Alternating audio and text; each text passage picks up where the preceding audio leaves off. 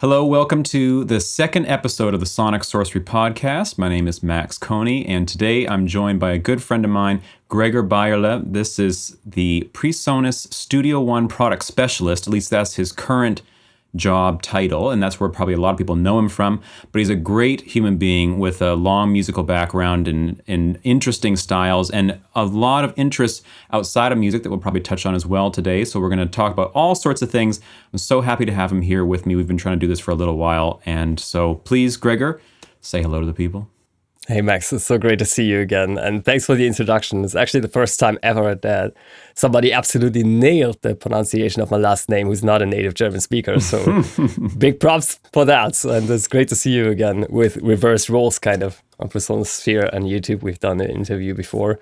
I was interviewing you, and I'm more than honored, honestly, to be a second guest in this new format, so this is great. Hey, wonderful. Yeah, I had a great time on our previous interview, and it's funny because I've been obviously reading your name for like literally years and pronouncing it some way that is not that way. And then you just told me, like 10 minutes ago how to pronounce it. Okay, I need to like reorganize my whole mind now about that. It's not what I used to think it was. Gregor Beyerle. That's all I could say from English. I was just about to ask like the alternative pronunciation. Yeah, that's as close as I could get. So, pretty good. So I want to just, before we get into anything, I want to ask you something.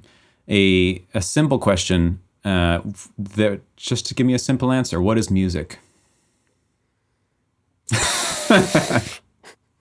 I love that you kind of preluded that question with like something that lured me into the false sense of security, and then you just dropped this bombshell like, what's music?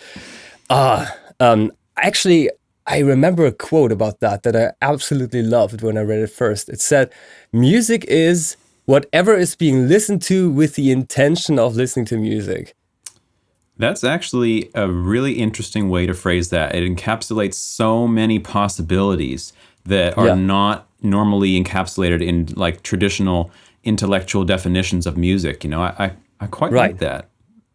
Because it also kind of incorporates and includes kind of more ambient styles, perhaps even what some people would perceive as noise. Like many elderly people would consider most of modern music as noise, probably. Yeah. And it allows like for a very broad definition, because at the end of the day, it's a very subjective thing, music. And as long as you're having the intention that you're listening to music, that's probably what makes it music. It's really interesting, and it speaks to the fact of music's subjectivity in terms of there's no way to get around the fact that music is the experience of hearing it, and whatever you perceive as music is music to you, and there's no way to objectively quantify and say, that is definitely music, I can measure it. See, it's music, says it on a page, and there's no way to do it. Someone's going to come along and tell you, no, that's not music, Metal's not music, avant-garde's not music, new music, as they call it, is not music. Noise music is not music, dubstep is not music. But I'd love that. You got a great answer there. You had a great answer. Thank you. Yeah. Well, I think this kind of debate is something that a lot of the arts are struggling with. Like if you're looking at paintings and modern artists versus like the classic masters, there's often also the kind of discussion if that's still art. And we kind of had to adjust our definition over the years to what art is, because it's so ever-changing. I mean, it's nothing that's ever static, and so we need to come up with a definition that's also adjustable depending on the eyes and ears of the beholder. So I think that's kind of what this definition grants us. Chorus, do you know who you heard it from? That's a great question. I have to look it up. So it's actually a German quote, I think, and in German it would be Musik ist alles, was mit der Intention gehört wird, ist als Musik zu empfinden.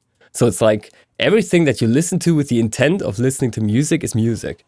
It's kind of what it says. Yeah, I love that. Honestly, let me see if I can find it. I can't believe that I haven't come across it phrased in that way before. It really does a great job of encapsulating kind of my sense of it too.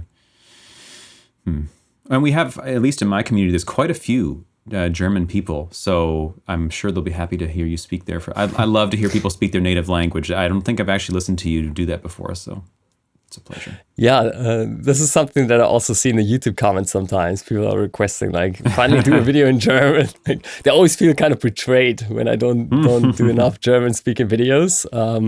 But then when I do a video in German, then it doesn't get half as many views and it doesn't reach half as many people. Yeah. So, it's always a bit of an ambivalent, dualistic thing. Like, you try to also explain things in your native language, which is always a bit easier, I guess, than in a foreign language. But you also want to reach as many people as possible. So you always try to balance between the two, your own personal comfort zone and, reaching as many people as possible, I guess. I cannot find the author of that quote, unfortunately, but I will get back to you if I find it. Sure. Maybe somebody in the comments will be able to figure it out for us too and post it. Yeah, that'd be so cool. Mm-hmm. Yes, please. I just saw that on a wall sometime. It's been years. And I don't know why I actually remember this, but sometimes things just come back to me. No, that's great. And so I'd like to have a little background on just a little bit on your life, and then a lot on your musical life, how you came to be where you are, both in terms of your current job and in terms of just your musical ability, taste, experience, whatever. So anything you feel like saying on that, just to give us some context, would be wonderful. Well, I could go through my entire biography, of course, and then we, might sit here tomorrow still, because it's a bit of an interesting story. I don't know where to begin, really. Maybe how I got into this job, into my current position, because that's something that I hear a lot of people ask about. What is your current position? What is your current position exactly? So for anyone who doesn't know you at all, what is that? Right. So my official job title would be software specialist. That includes being a product specialist, meaning doing product demos on YouTube and in person, if that still happens sometimes, of Studio One, which is our software.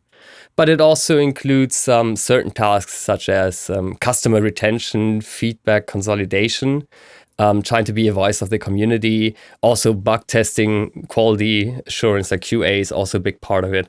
Then at the same time, I'm also organizing all these Studio One meetups around the world that are happening every month. So it's like a wide array of tasks that I'm covering in this role.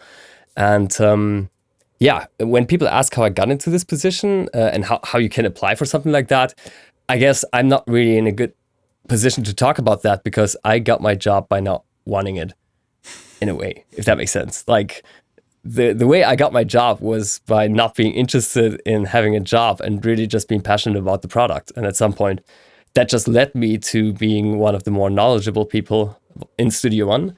And at some point, there was just no way around it anymore, that they needed somebody like this on the team. But I never did any of my learning, and my ambitions were never directed in that way, that I need to get this job and I need to get into a career. It was really just coming all from a place of heart and passion. So concretely, at Superbooth 2018 is where it all began. Superbooth is like a modular synthesizer convention in Germany. And PreSonus had a stand there, and I was mostly there for all the modular synthesizers. I have a good couple of them that I've been collecting over the years, and I thought, that's so great, I could stop by there, because I've been using Studio One since around 2015 or so. And Arndt Kaiser, the general manager of PreSonus Software, was there, and I was like, it's so great that you're here. Finally, I can talk to you a little bit. It was also not very busy right now. There were not a lot of people bothering him. So we could talk about feature requests, a couple of bug reports that I've always been meaning to submit, but I've been a bit too lazy to issue proper tickets and reports for that. So it was great to just discuss that in person. And we ended up talking for like 90 minutes to 2 hours. And he was just, I guess, quite surprised and impressed by the depth of testing that I've done on some of these things, and he could really tell that I'm just a big advocate of the software, that I'm just very passionate about it. And we stayed in touch ever since, and he reached out like half a year later asking me to do some German clinics at Music Store and Thomann and some of these big retailers here that sell music software and hardware. And those went great. We just kept in touch, and at some point, I just ultimately worked for PreSonus. So that's kind of how it came about. But I've never approached him with the intent of ending up working for PreSonus. That was never the goal. The goal was always talking about the software and getting it forward. And like, did you have like prior to that time, were you publicly known anyway? Were you making videos on the software? You just talk, when you say you're passionate about the software, is it just personally, or like, was this a thing? Well, I've been active as a music producer and mix mastering engineer since 2013, 2014, around then. But it was mainly in the alternative electronic music scene. So I was known to some people in this very specific scene of music. And I've done a couple of ghostwriter jobs for bigger projects, which I can't really talk about. But my name was never out there, of course, because that was part of the agreement. So I wouldn't say that I've been known to a wider audience or something like that. Not even within the kind of specific niche of music production. Really just in the dark electronic music scene, where I've performed with a couple of bands live since 2007. I've been touring since 2007, and played a lot of like mid-size club shows. But if you're not in that particular scene, I doubt you would have heard of my name before. And what is that scene? What is this kind of music you're talking about? It's kind of like this kind of industrial / gothic dark electro scene where I think the most prominent bands would be probably Depeche Mode on the softer side, and something like Nitzerab or Nitzerab on the heavier side. DAF, like Deutsch-Amerikanische Freundschaft, is something you might have heard as well. No, I haven't. Of as well. That would also be part of that. It's covering like a wide range of music, all the way from like medieval / folk style over to electronic music and hard industrial techno, all the way over to kind of metal. It's covering a lot of bases, and Wow. yeah, it all has like a very dark thematic atmosphere to it, and it's a scene that I just got into by complete accident, basically. No, really? So, Well, give yeah, us a bit of background then from more early in life. Like, did you have a musical family? How did you play any instruments, all that? How did you end up in the scene? Right. So my dad in particular is a huge music lover, particularly classical music. So a musical education for his kids was always very important to him. And I learned to play the trumpet when I was little, and I also was singing in a choir in a church. And but that wasn't really what I wanted to do. And eventually, I got more into electronic music through my older brother. And yeah, I just started to mess around a bit with like Magic's Music Maker and all these kind of things that people often use to get started. And yeah, but music was always just a bit of a hobby of mine that I did on the side. I didn't have the same musical training that you have, I believe, but it's always been a very important aspect. But it was mainly like something I listened to for pleasure. It wasn't something that I ever aimed to do professionally. And music was just something that I would play on the internet radio as I'm gaming or something like that.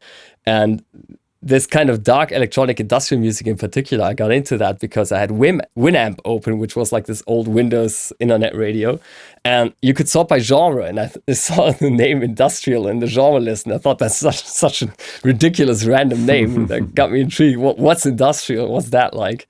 Just because I thought that name was kind of silly. And I really got into the music. I'll never forget the first song that I heard on that radio was by Seabound, which is one of my favorite bands ever. It's a quite small German alternative electronic band, and I got obsessed with it. I listened to it for so many years, and I listened to V&V Nation and Combichrist and all these kind of bands in this scene. And yeah, I've been a huge fan of this music. Went into went to all the concerts, basically attended all the festivals where these kind of bands played. And at some point, just like pretty much with the PreSonus job, I got into playing with some of these bands because they were kind of infected by my enthusiasm and passion for the music. I guess I wanted to work with me when they heard that I play a little bit of keyboards myself. So yeah, that's kind of how I got started. All the opportunities that have ever opened up for me came from a place of passion and not like ambition. I think that's how I could summarize it when I look back at it. Like, I never set the goal of I want to be that or I want to work at that company or anything. I was just very passionate, extremely passionate about something, and I couldn't resist sharing that with everybody around me who wanted to hear about it. And that kind of opened these opportunities for me. I know how that goes. Yeah, you do. Yeah, Yeah. You have a similar story. No.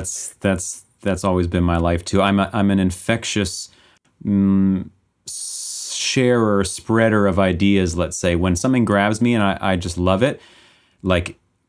Next person I see on the street, like if we shake hands, you're going to hear about this. And I was just bang everywhere. I become obsessed with things. I just completely obsessed with them.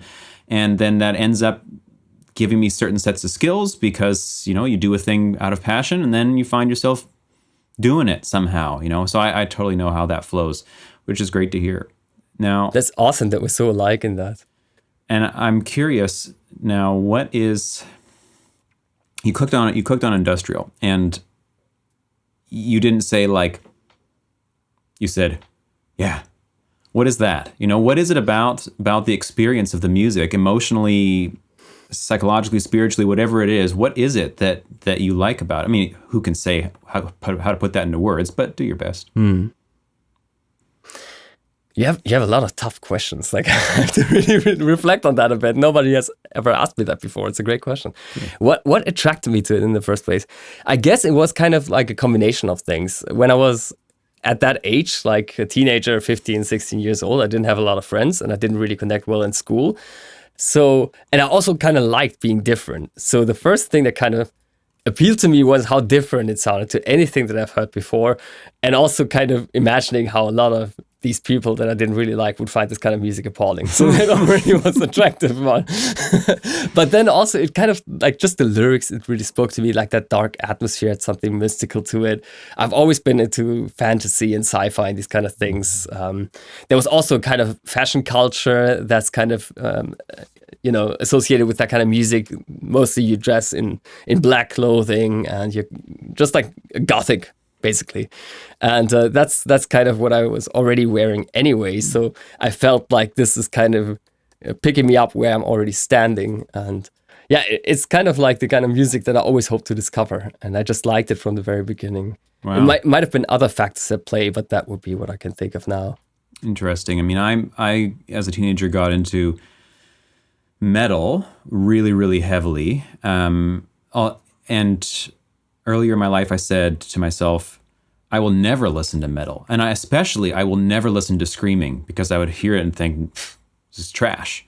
But then through repeated exposure and desire to play cool riffs on the guitar, I ended up hearing it more and more because, of course, the better you get at guitar and you want to go further, the craziest stuff that's being played is usually in these more progressive, heavy genres. And then you kind of have to grin and bear the parts of it that you don't like. That was my experience, the screaming at first, until a point came where I was like, where's the screaming at?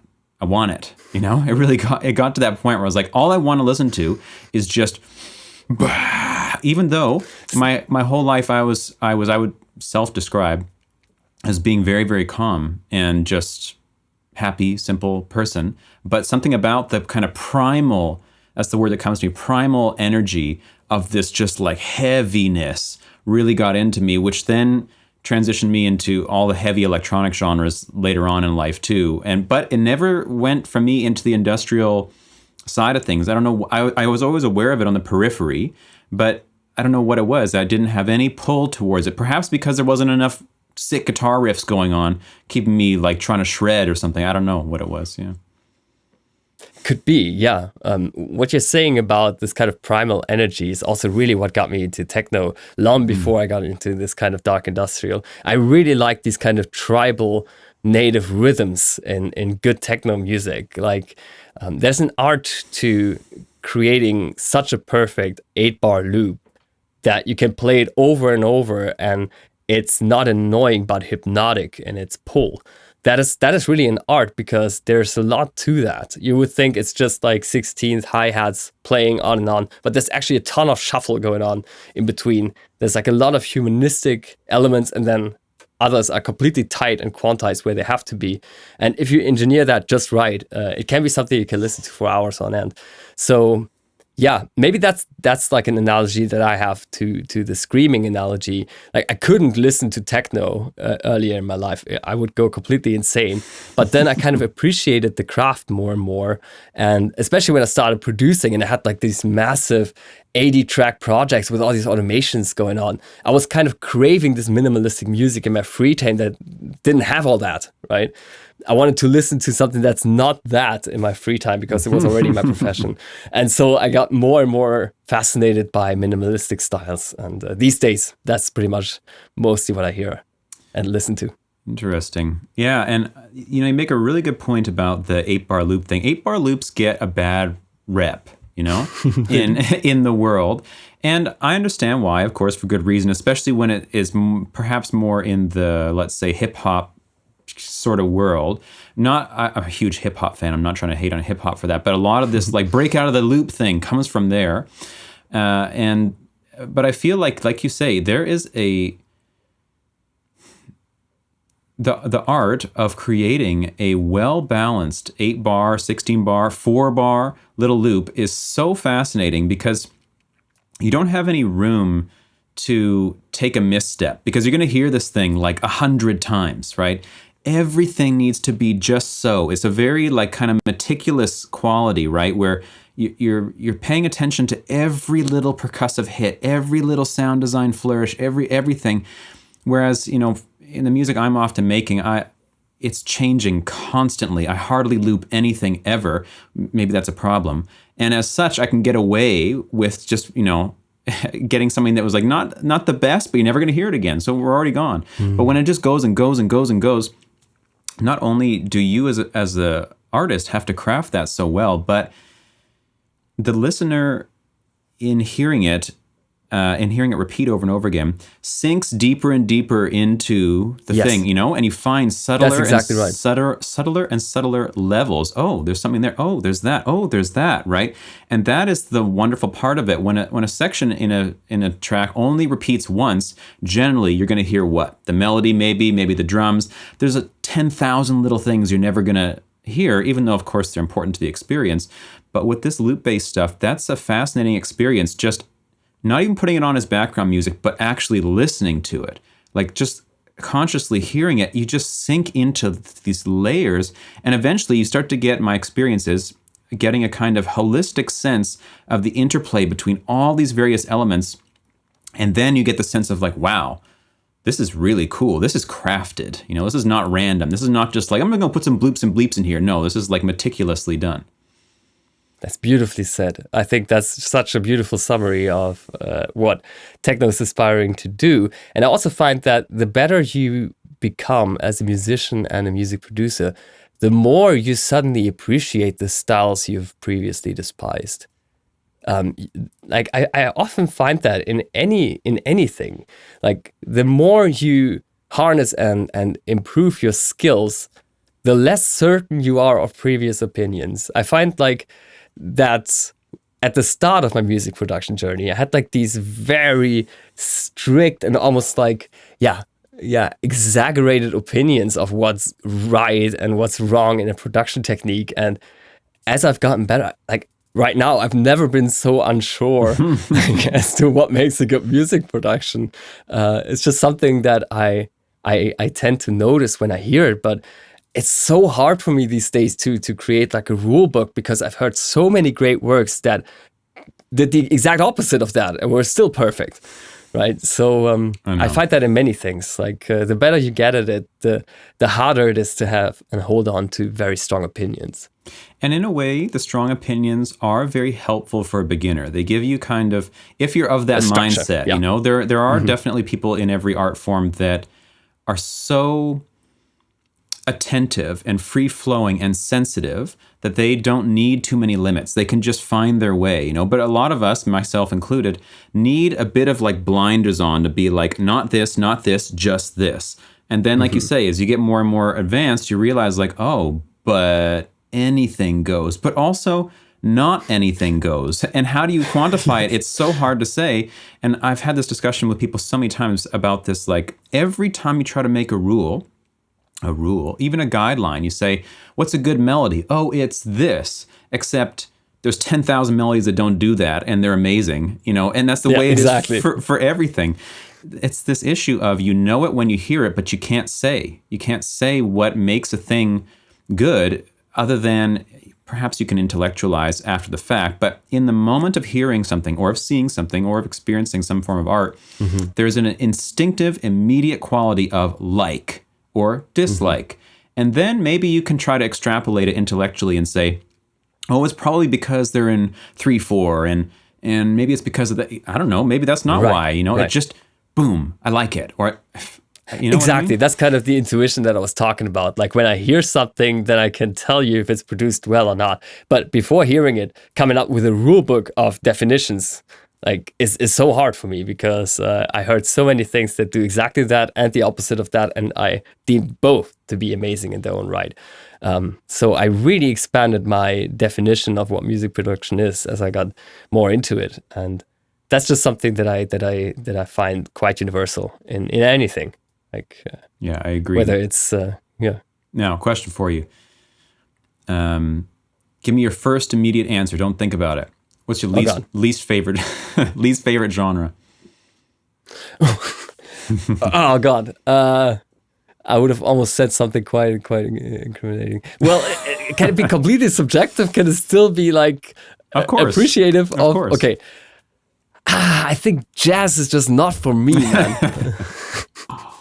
I'm sorry. I know it's great, and I'm sure there's like so many things going on there that I just don't understand and comprehend. But it's just something about like specifically like blues and all these things. I know I should like that as somebody who's like educated in music, and like you should like that, right?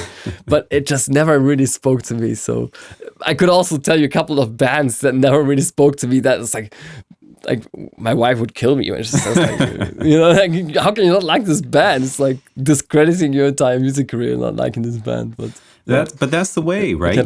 You can't choose. You can't choose what you like and you don't like. It's just there. What's yours? It just then? happens. So what's yours? If I give my immediate first response, it's opera. Oh, that's a good answer. I want to change my answer to opera as well. I think that, and please in the comments, if you're like an opera fanatic, give me your sincere take on it. What is it about it that appeals so much to you? I'll tell you my naive, having listened to almost none of it in my life, and I listen to none of it because instinctively I don't like it when I hear it. I have a sense of artificiality about it, of inauthenticity that feels like put on, feels fake, feels over the top in a way, which is probably what people are attracted to about it. It's drama, it's a show, it's supposed to be. I get that. But for some reason, in this particular way that it's presented, the instant I hear it, something in me goes, don't want, And I can't help it. That's just the way it is. And like you with jazz, I mean, I'm a huge jazz head. I love so many genres of jazz. I kind of want to take it back, man, already, because I thought like of a couple of jazz pieces that I absolutely love, like by Miles Davis and a couple other people. So that's probably not even the answer. Maybe I just heard some blues that I thought was kind of sonically irrelevant, and but then there's a distinction there, though. Blues and jazz, though very related, are not the same, right? I mean, like blues is its own thing, and I grew up listening to blues because my dad listens to blues, and I've got a soft spot for it, but I don't ever choose to put it on. And so much blues can come across, depending on your background, as being just hokey and boring, and whatever. That's kind of And then jazz to so many people comes across as perhaps self-indulgent, noisy, and random, to the point of seeming like this is just a bunch of people just going over top of this for like 10 minutes straight, which I totally understand, and I thought that too for so long until whatever my life circumstances just did this, and suddenly it all just clicked, and I don't know what to say about it. I love it. I love my wife and I listen to jazz every morning for hours, and all different kinds of it. I'm obsessed with it in a way. Even though I don't play it that well, I love to listen to it.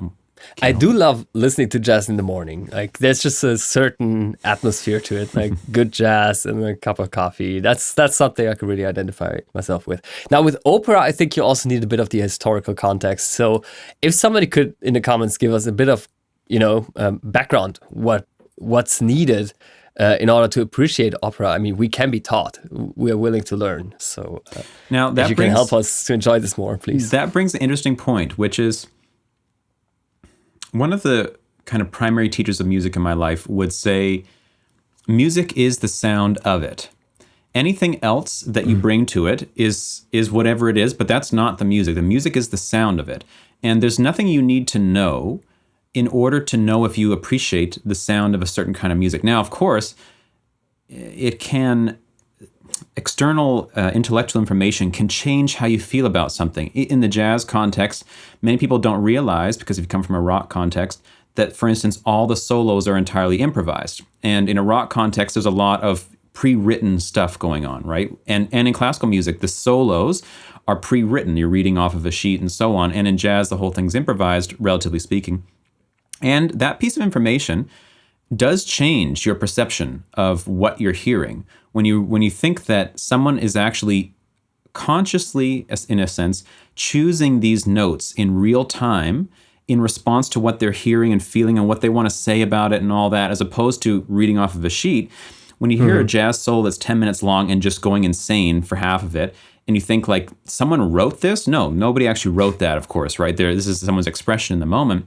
Now, this is the topic I want to bring up, is like, what do you feel about this in terms of, on one hand, music is the sound of it. It is what it is. And you can say, oh, but you need the context. Oh, but you need to know this. Oh, but you know.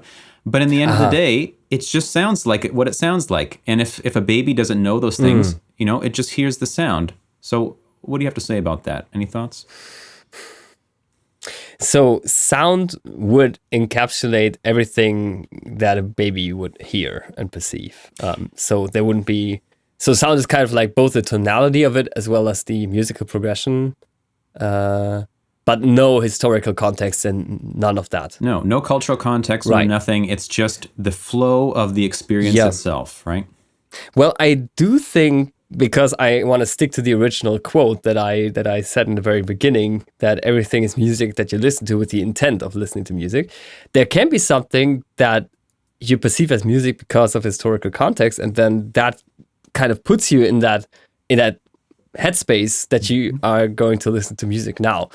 But I do kind of tend to agree. Like, I think what your teacher was saying is, or the way that I understand it at least, is like, there shouldn't be a justification for bad music that lies in history, right? Like, just because something is historically relevant or whatever doesn't make it good, right? So that's maybe an aspect of it. And I would certainly agree with that.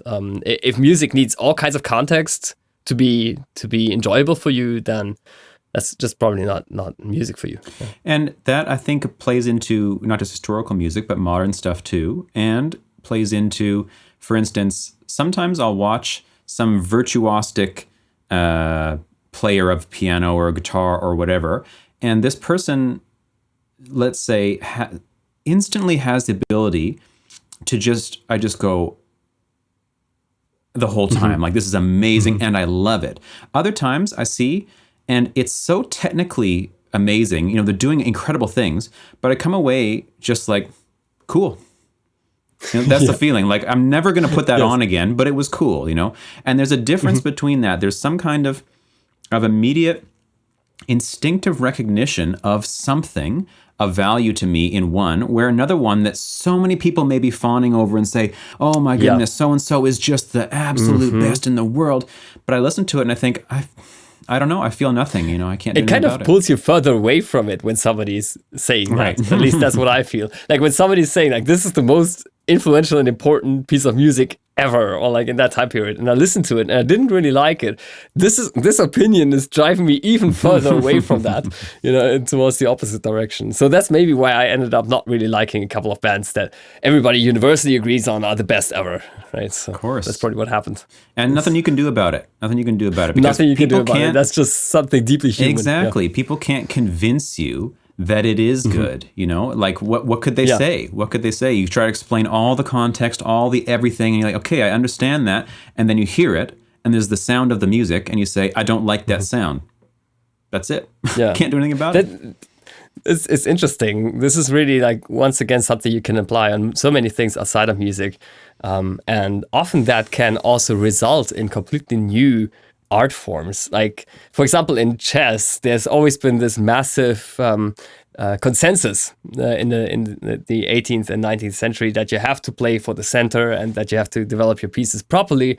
And then there were a couple of players who were really good. They were kind of put off by that. Like, they didn't believe it. And people saying that so strongly drove them even further in the opposite direction. And then you got these kind of new forms of players who were the hyper-modernists, as they're called, who did like the exact opposite of that. And it eventually also worked. So it's interesting how that can in itself also create a new discipline of art. Yeah, absolutely. And that's an interesting tangent there that I want to connect, is that you have That's very, very random. Yeah. No, it's good. I have questions here about it. You have an interest in chess, and yes. First of all, before I ask you a question about it, can you please just say something about chess from your experience? Why is it that you're so into chess? Oh, that is very hard to explain. I think it starts with a very early connection. My dad taught me chess at an early age, and then I didn't play for many years until that chess boom in the pandemic happened with the Queen's Gambit, and which is not necessarily the reason that I started playing again, but so many of my friends did, and that kind of in turn also got me into playing again. So my first memory that I connect with chess is inherently positive in that it was something that I could play with my dad and be on eye level with him. Like, he would take me completely seriously, which he would never usually do, because like, let's say you're like a 5 or 6 year old kid and you're trying to discuss something with your dad. You're never in the same hierarchy. You're never taken seriously in that. But when you play chess, then it doesn't really matter how old you are, what your gender is, what your religious belief is. The only thing that matters is the quality of your moves. And my dad was like, he hates losing, especially he doesn't like losing in chess. So he also just gave it everything he had, right? And that was an amazing experience for a kid, seeing eye to eye with your dad in this game, right? And being taken seriously as a human being, just like as if you were an adult, maybe. So that was just something I found quite beautiful about the game. And then what really got me into it was like the whole social aspect of it. When I discovered that, I just met some of the best people ever through the game. It just brings people from all ages and genders together, and yeah, it's just something absolutely fascinating to me. And I love the game, of course. It's so open and it's so deep. It's something where a mosquito can drink from this lake and an elephant can bathe in it. It's like an ancient proverb. So yeah, you can study it for the entirety of your life and never get tired of it. And you can study it for 5 minutes and still have fun.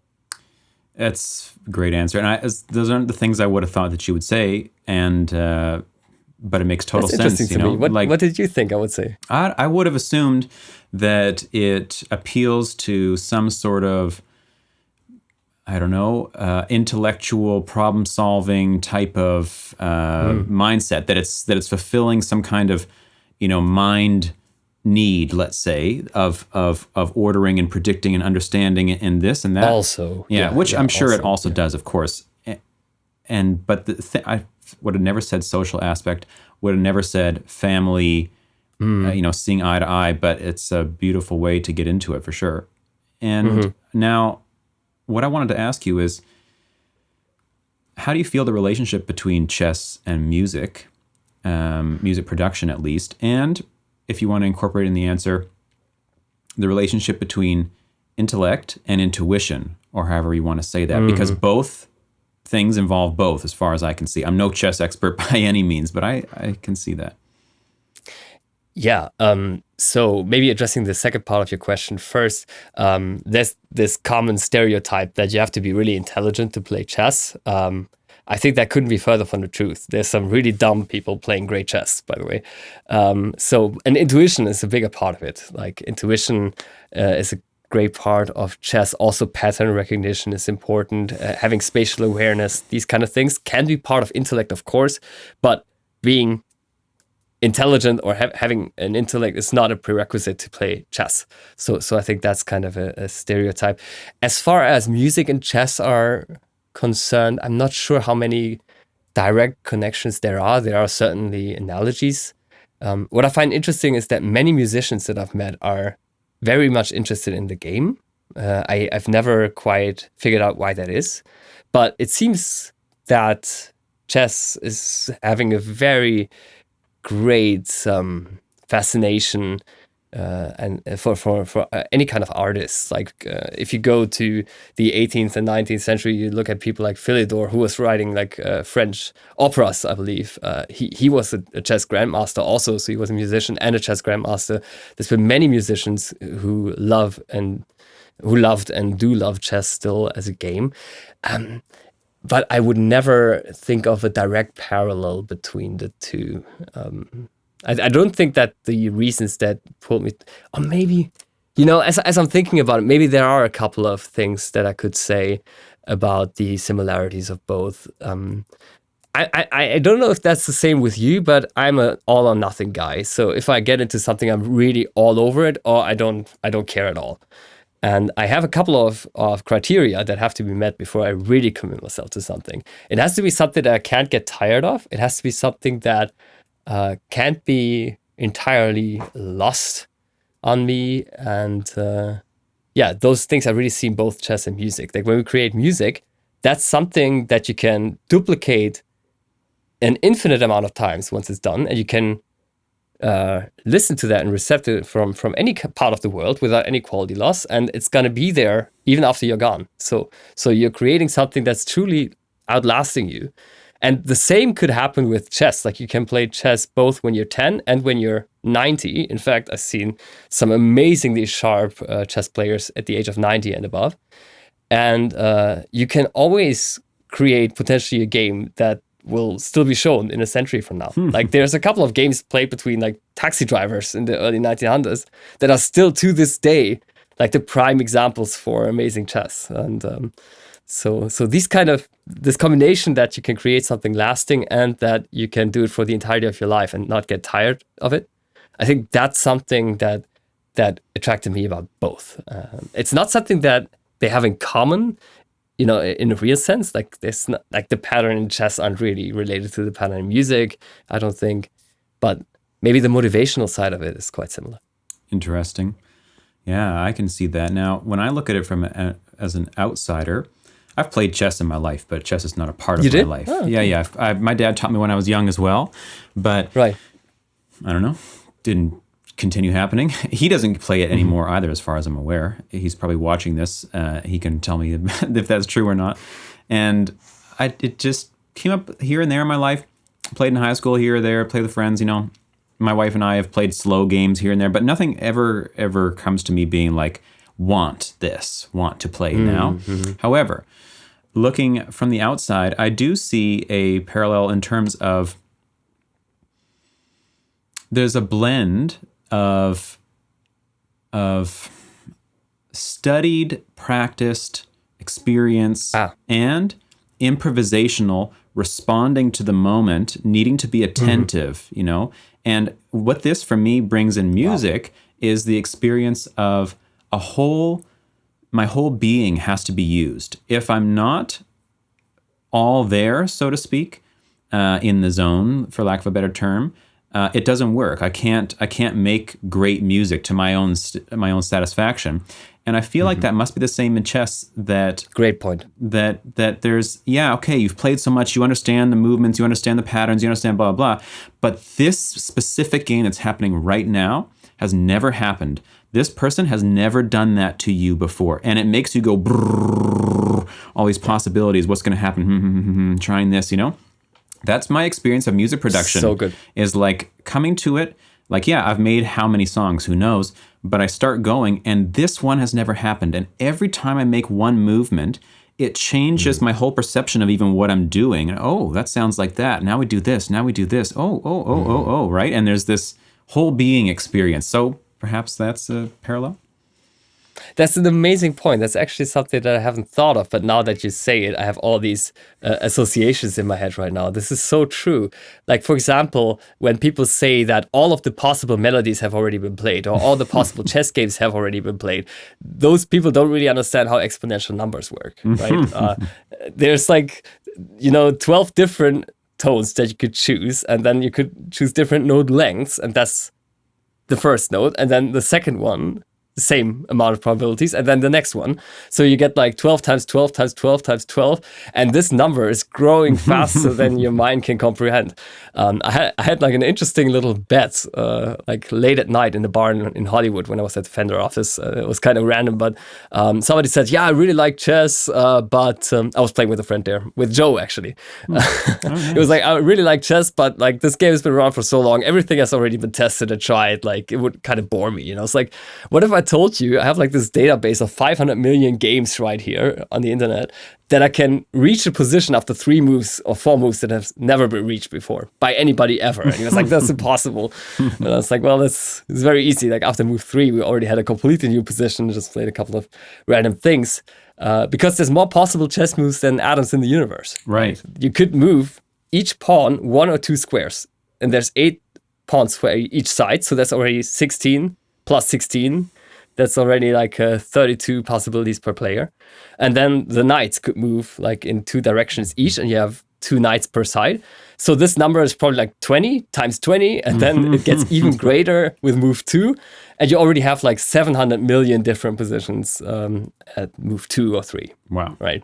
And with music, it's even crazier because a melody, like, how could you ever come up with the same melody with these kind of arts? I mean, that's also why melodies can be patented, right, and copyrighted. And if we even could do all this, if we could exhaust all the melodies, stop using melodies, just make rhythms, make chord progressions, make, you know, we don't need to do it any particular way, like we said at the start of the thing. Make noise music, you know. There's always something new to find, and we love to hear things that we've already experienced in a new context. Okay. Correct. Melodies have been used for the jazz standards, for certain pop tunes, for certain whatever. 10 million times people have played these tunes. It's not like you go play it again and someone's like, nah, don't want that. Everyone's like, give it to me again, want more, you know, new version. Yeah. And even if all the melodies could be exhausted at some point, you wouldn't have the time in your life to listen through them all. Right. So it would still be not relevant to you. No. Now, this gets into a larger conversation that I want to have, and I'm trying to think the best way to begin it. So I'm gonna go out in a different direction temporarily, and we're gonna come back to the relationship between these two things, which is, what do you feel now, being in the position that you are, meaning you're working in, like, your actual work has to do with music creation technology, right? Mm-hmm. You're working with software that is enabling people to be creative and helping them do that, essentially. Now, from your vantage, without any of my input first, what do you see as being, let's say, the current state of music production and where you envision it going in the next 5 years, 10 years, if you can even say anything? Yeah, that's such a broad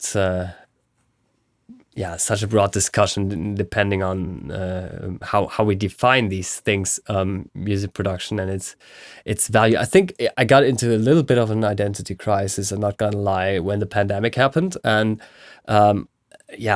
artists and musicians were just not really considered as essential for society, I found. It wasn't really considered that, especially people who are like in event management, they were kind of the first people to go into the pandemic and the last to get out, and they still never really got any financial aid, and were always the last group to kind of receive appreciation. So that kind of was something that I struggled with a little bit, because to me personally, music is just such a fundamental need and such an essential need. I found that like reflected well in the overall society, but nonetheless, that did never take away from the importance that music has to me personally. And I could never live without music, and creating a product that enables people who hopefully feel in a similar way to do their craft that they need to do in order to live. I mean, that's for me the most amazing job there is. I couldn't imagine doing anything more important than that. So yeah, maybe that would be a starting point. I don't know how you would answer the question. I'd be fascinated. I'd love to hear your response to this. Well, you brought up a good point there, which is perhaps tangential to the question, but we should touch on, which is society's valuing of music. the average person, it seems to me, armchair psychologist here, understands massively the role of music. Like, it's very, very rare that you come across someone who's like, I don't listen to music. Now, I have met people like that, and it boggles my mind. But anyway, let's put that aside for the moment. Clearly, in the experience of people, like, music is just integral to life, and for some people it's just background, for some people it's middling, and for some people it's like, this is how I live. Not even as musicians, just as listeners, they require it. You know, you listen all day, every day. The issue with with music and arts in general is that it can't be quantified, and the quantifications of it, so-called quantifications of art, are not the art. They're just some numbers that you ascribe to it and try to give it value, or you know, what could you even say? How do you quantify how good music is, how important music is? Yeah. And this is obviously a big thing in society, that over hundreds, thousands of years, we've seemingly moved towards a heavily science-driven, heavily quantified view of life and of reality and of material existence, that all that matters is the optimization of certain values, certain parameters, certain numbers, right? That if we can increase this number, it means everything's good. And the issue is that the things that are most valuable to us are unquantifiable. Our let's say, emotional life, our spiritual life, our artistic interests and our passions and whatever. How do you say anything about that? You can't measure that in any way. And so society can't optimize for it. It can't put it into the rule book and say, look, we need to reach a quotient of music that is X number of songs per day or something needs to have, you know, you can't do that.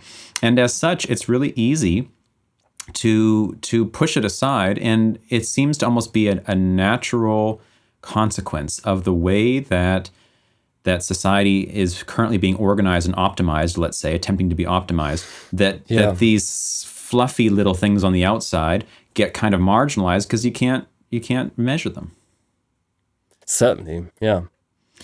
So, where do we go now? With the current state of music production, to me, is that we're at a time when it's never been easier for people to make music, right? Like, if speaking of people who have the privilege to live in a society like we do, and you have a computer and you have whatever, you can make almost any style of music you want, basically from the get-go, if you're willing to use loops and various things like this, right? You know, depending on one's personal, whatever you want to say, some people consider using loops cheating. Some people consider using other people's samples cheating, blah, blah, blah.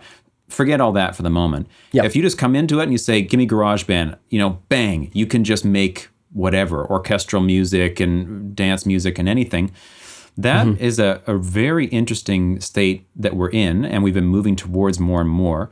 My sense is that we're going to be continuing in that direction, and there's some particularly interesting possibilities there. Now, given that, what do you think about that current state and trajectory? Yeah. I'm really glad you're touching on that, because it's a fascinating topic. Of course, the first association that comes to many people's mind, I'm sure, is AI and how that's going to shape the future of music going forward. To me, one of the most striking differences in this evolution is that the bandmate is kind of out of the window. So that comes with many pros and cons. For example, you don't have to make any compromises anymore. Like, you used to be in a band, and like, if the drummer didn't like this part and he wasn't playing it, well, tough luck. Then, you know, it's not being in the song. But now the drummer is directly here in your software, and it does exactly what you're telling it to do without any need for compromises. So you're the master who decides. And of course, that loses maybe a little bit of the collaborative aspect, which we try to bring back into the software by making, you know, like sphere collaboration easier and these kind of things, so that people do collaborate again in this kind of band spirit. There's many pros and cons to that, I find. Like, on the one hand, it's great that people can kind of realize exactly the music that they have in mind. On the other hand, the social aspect that we already touched on in chess is maybe a little bit lost in music making there as well. And maybe you would come up with some great ideas if you still had that bandmate around that you now completely replaced with your loop and sample library. By the way, sorry, I think you're hearing my cat right now. It's like very vocal. Maybe I have to put him in the other room. No, it's all good. I like to hear cats. All right. Okay.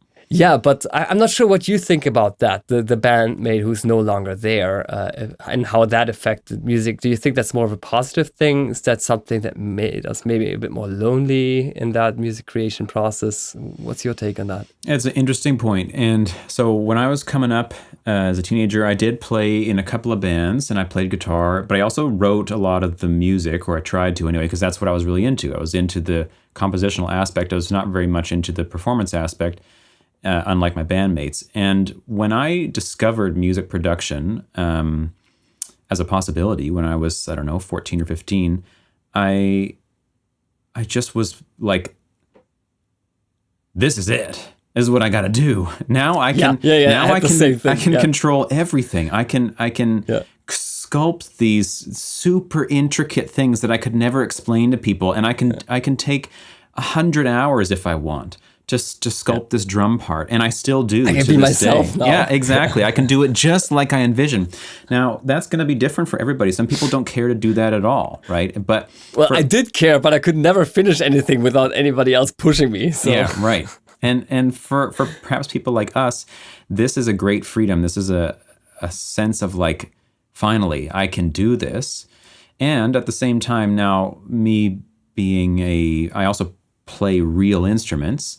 I highly value jamming. Jamming is my kind of alternative, let's say, to music production, in the sense that music production, there's a quote from Bill Evans, jazz piano player, where he's talking about jazz, but I'm going to relate it to jamming right now, where he says that jazz takes 1 minute to make a minute's music, whereas composition can take a month to make a minute's music, right? If you want, right? Yes, and yes. There's something about real-time creation, especially when it's improvised, that there's this on the edge of your seat quality, like, oh, what's going to happen? And you play something and they play something, and there's this that's going on, and that doesn't really happen in the studio, other than essentially happy accidents. That's where this kind of that's really the point, that you embrace the imperfection. That is something that's so inherent to performative and jam music, right? Like anything that happens,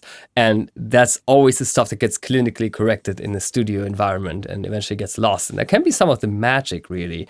Like we do these kind of modular synthesizer jam sessions every other month. I do that with a couple of my Dutch friends, and we have like a little lottery, so to say, and we have a couple of different BPMs in the head, and then you just draw your ticket, and it says your BPM that you have to perform at, and it says the name of the person you have to perform with, and then you just dial in the BPM and you start jamming right away, and that gets recorded. And some of these recordings are my favorite tracks ever, even though there was like zero post-processing going on, because there's just a certain magic to embracing that imperfection that you just talked about. So I had to jump in there. I'm sorry, I didn't mean to cut you off. No, that it makes total sense, and I totally agree. Now, you also touched on the collaborative thing, and this is definitely one of the low points, I think, of the current state of music production, is the lack of ability to easily collaborate. And this is something that I've been speaking with a friend, a couple of people about recently, like a lot. And actually, you and I should have a conversation about this off air, let's say. We should. Because I'm very interested in finding ways to do real-time live DAW collaboration that allows both people to control the DAW, both people to record MIDI, both people to record audio over the internet. Now, I know your mind is racing with but, there's all these problems, perhaps, at least that's how mine goes, is the internet speed and the connection, but I would love to see, in terms of the future progress, music production open up this incredible playground that we now have to have more collaborative aspect to it. Imagine that you could, this is not at all feasible with today's technology, but imagine you could have a DAW that multiple people can be working on the same session simultaneously with different playheads moving at different times, all working on the same instrument, but at different parts at different times. They're all recording their parts. You can start to merge things. You can go listen to what your friend's doing. Kind of like editing the same Google Sheet, right? Like editing the same Google Sheet all together. in real time, always updating, always hearing what's going on. Interesting. This would be extremely cool and would enable so many of us who've developed this specialized, but let's say lonely skill set of music production to like mash these ideas together. You would come up with some crazy stuff from that, some really interesting projects that right now is very tough to make that work. All this kind of DAW collaboration that goes on these days is so offline. It's like, let me share my session with you. You go work on it a bit, send it back to me, send me the stems. If you're in different DAWs, that's even more of a bummer, So that's one of the areas I would say I'm very curious about going into the future. I just took a note there because that's a great idea. I totally hear you. And in fact, the whole multi-DAW workflow discussion is something that I've been very passionate about for many years. Like I've always had this vision that stem exports must be a thing of the past eventually. There's no reason that a person who does their beats in Ableton Live need to do stem exports to then continue doing their vocal recording in another software like Pro Tools or Studio One. I always thought that to be such an antiquated approach, especially when you consider that with multi-ASIO, like on Windows, for example, and like a little software like Jack, it's already possible today to link two DAWs together. That you just need to worry about the transport sync, which can be easily achieved by something like Ableton Link. And you could just have your first DAW that you use to create your beats on one half of your screen. And you could have the other DAW that you use for your vocal recordings and take comping and all these kind of things on the second half of the screen. And they could work in perfect parallel. Everything would be synced. And it would just be like another editor window. It would be like opening up Melodyne inside of Studio One. You don't perceive that as an individual standalone software, which it is. It's just part of the same experience. And I don't see why that wouldn't be possible with any other DAW as well. In fact, Melodyne is a DAW with its own timeline and its own commands and stuff. And if you just replace Melodyne with Ableton Live and you think about the possibilities this would open up, not to mention the fact that this is easy from a technical standpoint, I think there's a lot of potential here in the future. Of course. And now PreSonus Sphere is a bit moving in this direction, right? In terms of like having a collaborative workspace that it can sync files between people and sync session. Now, I don't mean to say it's moving in the direction of linking Ableton with Studio One, but it's moving in the direction of linking people working on the same session, but not yet, as far as I understand, not yet in some kind of really real-time fashion where we both have it open. Correct. You know what I mean? Like that's the whole that's something that people have always tried to make work, like with VST Link. I think Steinberg were the very first people, or VST Connect, I think it was called, something like that. They tried to make that work and they ran into all kinds of technical issues that we're not talking about per your request, of course. Of course, also what I was saying about Ableton Live and Studio One being linked, that's something that's completely, hypothetical. That's not something that is actively being pursued. To my knowledge, it's just something that I always thought very intriguing personally. Of course. But we did make some improvements to collaboration in Sphere. Like, for example, in the latest update, 6.1, we now have notifications in Studio One where you can see if somebody's currently working on the same project that you shared in your workspace. And you can directly drag and drop the data into your song project and it will download, which is not real time, but it is a step closer in that direction for sure. So there are things happening in that space that are good. That's really cool. Okay, so now the other aspect I'm looking at in terms of moving forward in the world of music production in the future, like you said, there is an increase in the conversation around AI, but let's say that AI is a kind of a subset of a larger idea, which is that some kind of technological implementation is helping you compose music, right? We have so many tools out there now, plugins and VST, all this stuff that is helping people do certain types of tasks, create drum loops, do chord progressions, do melodies, write bass lines, like MIDI packs and things like that. Exactly, yeah. And this is something that I have a lot of experience with in terms of being on the creative side of that. Won't go into it now, but let's just say I do.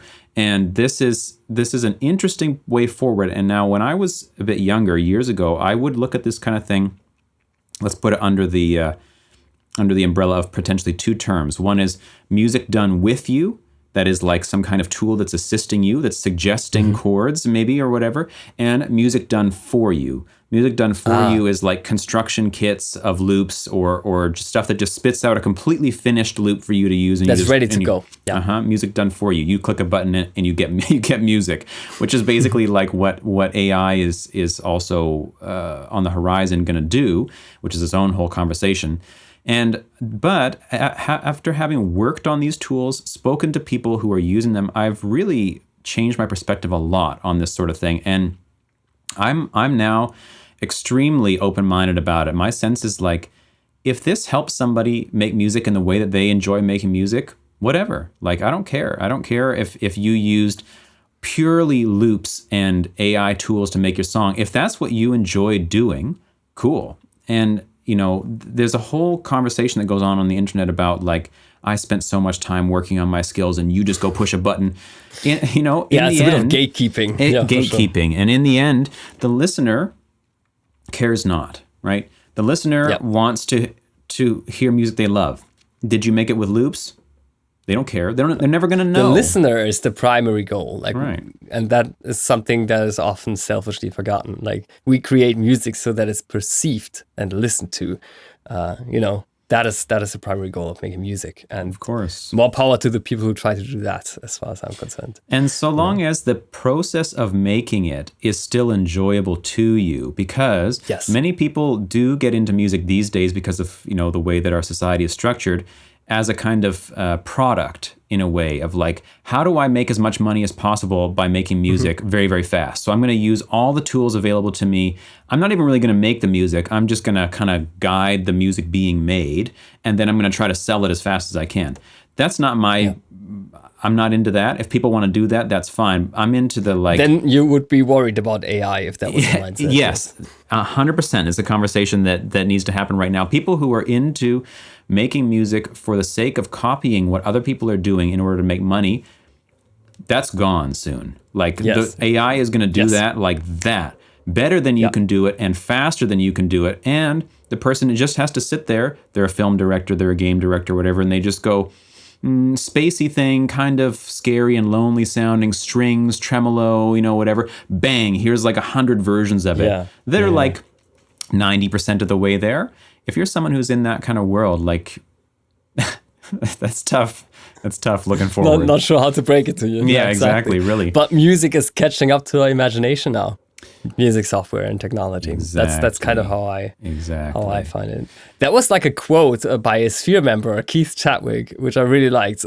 He said, like, I'm back into making music because technology now caught up with my imagination. At first I thought like that's an overly grandiose thing to say, but the more I listened to it or the more I read it, the more I liked it. Like, technology is really catching up to our imagination now. It's totally true. And as a kid, I remember thinking all the time, I wish I just had some way to externalize my own imagination. If you could just think and it would just be appearing, of course, that's the end goal, right? And that's what all of our tools hopefully are trying to get towards, right?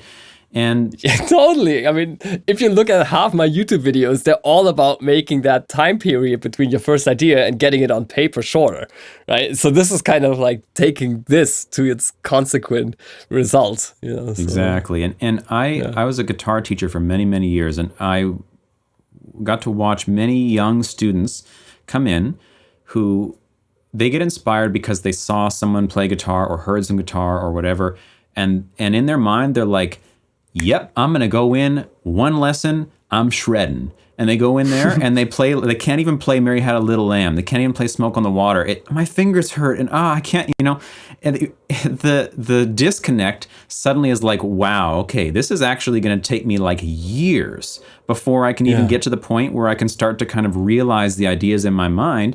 And as a consequence of that process, the learning process, for better or worse, actually shapes how you think about music, where when you're just a listener and you're imagining potential songs that could happen, you're not aware of the limitations about what you can and can't do physically. And so you hear all these ideas, but after you've been playing for X years, suddenly your ideas are different, perhaps for better, perhaps for worse, because you've been brought down to reality in a sense that like you got to be able to play that. If you can't play it, you can't do it, which the DAW is essentially freeing you from now. Music production is freeing you. And like you say, bringing the imagination more within reach. Do you sometimes worry that there's something that might also be lost as we get this instant gratification of creating the music that we've always wanted to hear right away at the click of a button, and not having to invest multiple years of blood, sweat, and tears to get to that? Because a lot of the satisfaction of the result is coming from the work that you've put in and knowing how much time you've spent to get there. Do you feel something is being lost in the process? It's a good question, and depends on the person, depends on so many factors, of course. The thing is, as I see it, we will always stand on our tools, and those that love the thing will reach equally as far from the platform they're standing on. For instance, tomorrow, if suddenly AI is at a point where literally anybody, 8-year-old, can go in and just say, it can even just speak, I want a lo-fi hip-hop song that sounds like this. Bang, here it is. Everybody has that tool now. What that's done is essentially like raised the floor that we all stand on. It's not as though true artists are going to be like, oh, well, guess it's over. You know, if you love music, you don't do that. You're going to be like, okay, here's the tool. Now we're all here, but I reach here. Now, what that is, I don't know what that's going to look like, but it's going to happen. We're not just going to like give in and give up on what we love doing, right? Exactly. In a way, it makes it even easier to be spotted and recognized for being different, because everything sounds like this music now. So if you do something that's different, that's just going to be so obvious that this is clearly something else. This is clearly generated by a human, because at the end of the day, AI can only copy what humans have already done, but they cannot think and create from scratch. Also, ChatGPT is just pulling from knowledge that's already there. When you ask ChatGPT to come up with a new concept, it can't really do that, because, it needs to be fed information, and then it can copy paste that information back to you in all kinds of combinations.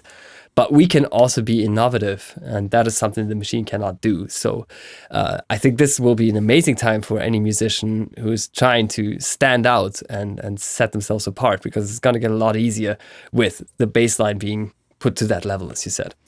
I agree 100% that now is the time to just be who you are.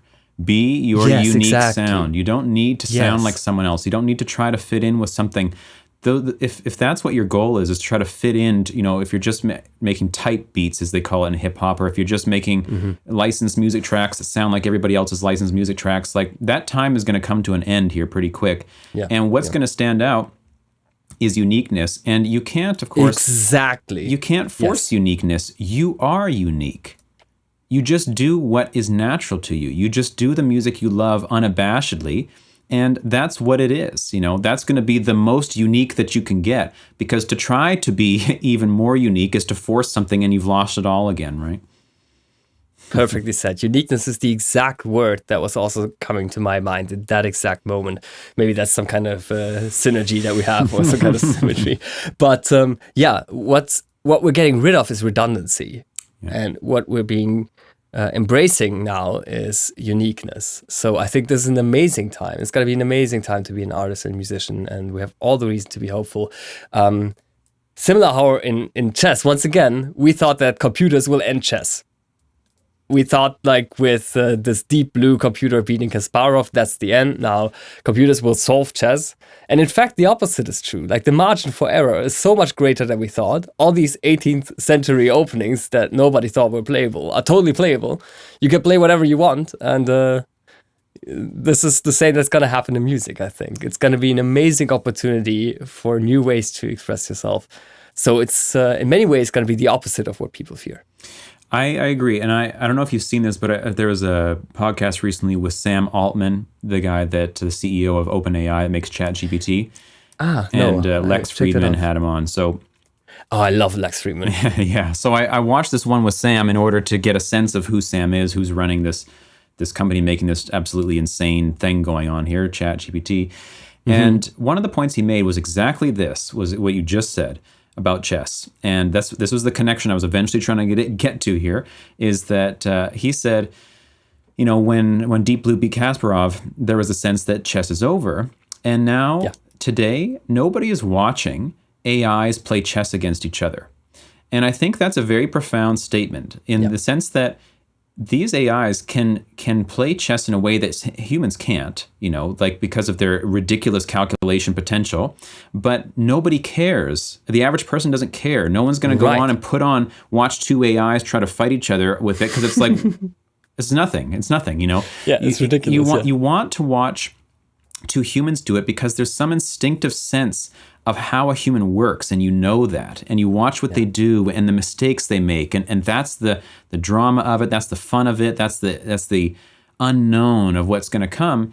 And I think the same thing is going to happen in art, that there's probably going to be some kind of fascination and fear that AI is going to generate stuff that we're all just going to listen to AI music or something. Yeah. But it's going to be the same. No one, you want your music to be created by a person, because in my experience, when I know that, and this gets back to our question about intellectual context for what you're hearing, is that the context that a person created this song is actually informative to me about it in a way that when I hear something happen, I instinctively have some sense that a person chose to do that, and a person chose to do that, and they didn't do that, they did this, you know?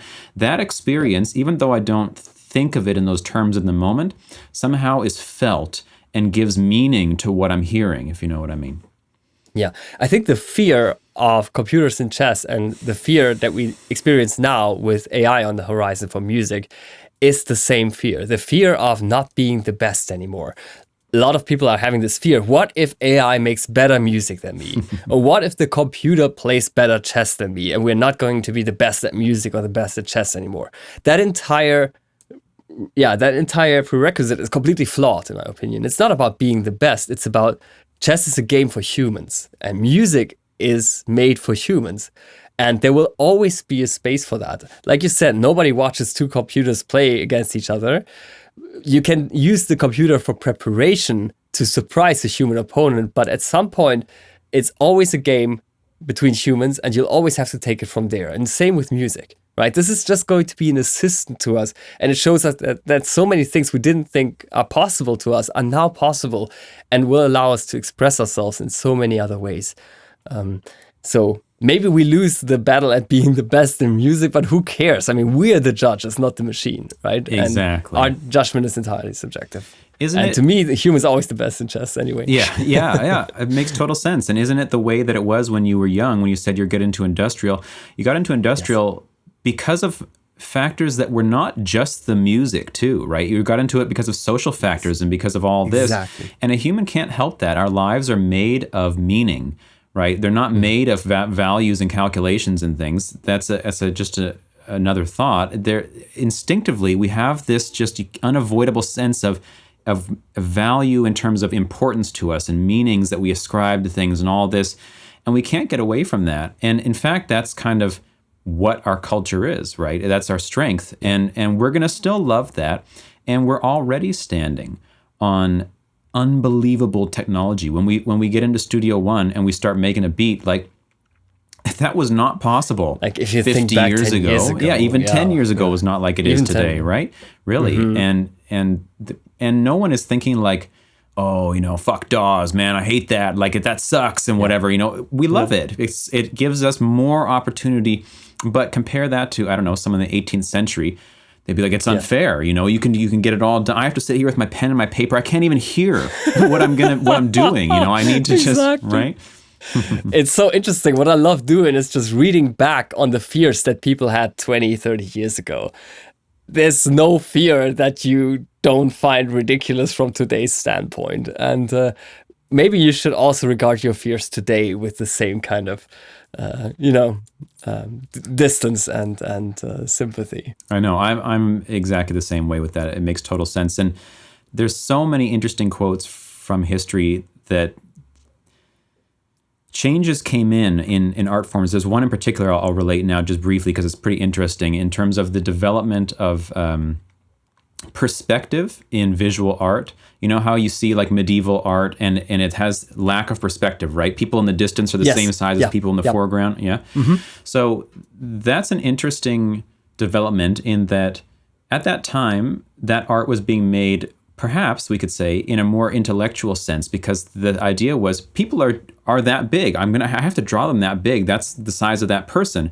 Not taking into account that's not what it actually looks like, right? And then once that was first developed, there's quotes from people, art critics, historians, I don't know what you would say at the time, and they basically say, everything that came before this is trash. Like, now we see how to do it, and forget everything that came before perspective because no one knew what they were doing. And that's so fascinating to see. And the same thing happened to music with tonality and changing key centers and all that. It's like, wow, we were doing something stupid before, and now we understand what it is. The funny thing is that both of those things kind of ran their course to the point where artists got so good at representing reality accurately from a first-person perspective that people were like, we're done with this now. We need to move somewhere else. And we get into abstract art and all this. And same thing happened with tonality and music, and it's going to happen again.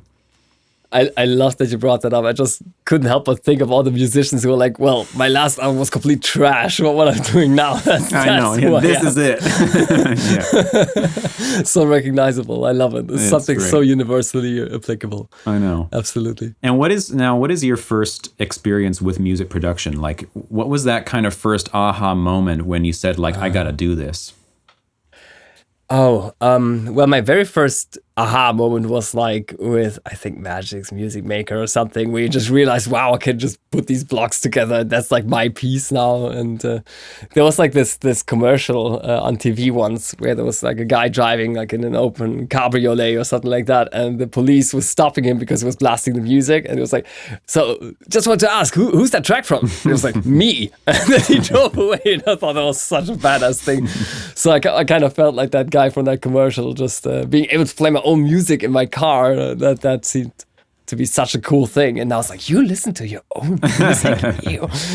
That's so funny that you say that, because that's that's exactly my first experience too. When I first exported my first song and I burned it to a CD and I played it in my car, I was like, it's real music. I made real music, you know, like I can load this into iTunes and it shows up in the list and it said Max Konyi made it. Like, that's the best. Holy crap. Yeah.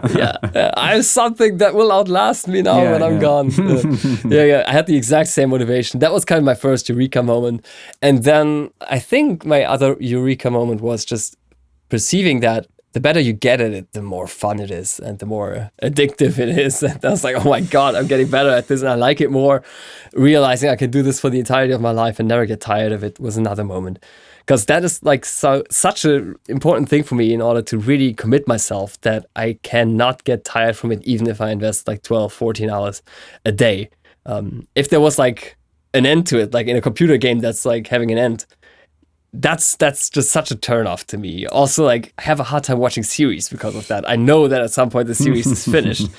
That's not for me. I want, like, you know, I totally get that, and I'm not actually articulated.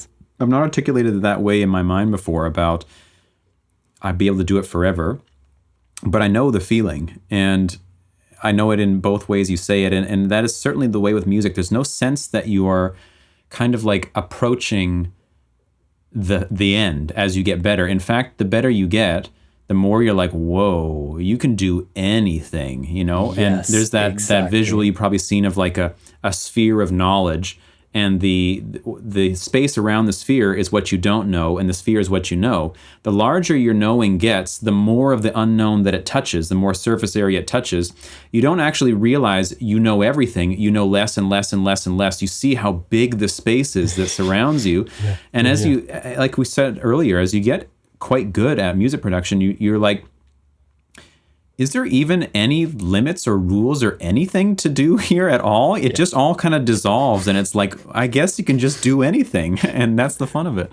That's exactly what I felt with chess as well, and that's how I got into chess, to answer that question as well. Like, I saw computers play as I got better. I was like, they do anything they want. Can you really do just anything? And these days, I think you can just do anything you want, and it's I won't have enough years in my life left to exhaust it even in a fraction, And that was also something that was so amazing to me. This moment, I'll never forget it. When I was in the chess club and there was like an elderly gentleman there playing as well, 85, but sharp as a knife, such a good player. And I asked him for how many years he's been playing, and he said, like, I've been playing for 45 years. And I'm like, don't you get tired of it? Don't you get bored by this? And he's like, oh, it's the best thing there is. And if he says that after 45 years, that's all the motivation I need to get going. Yeah. And same with music production. I realized, wow, I can never get tired of this. There's so many opportunities and so many possibilities for me to explore. Impossible to exhaust them all. And that's exactly what attracted me to music also. And yeah, now that's an interesting topic as it relates to music, because you may know from the kind of stuff that I do, I have a really hard time sticking to any one particular style of music, and I hear very evident in your demo song. Yeah. I hear something and I say, that's so cool, I want to try that. That's so cool, I want to try that. That's so beautiful, I need to make something like that. There's so much good music out there. It's mind-boggling.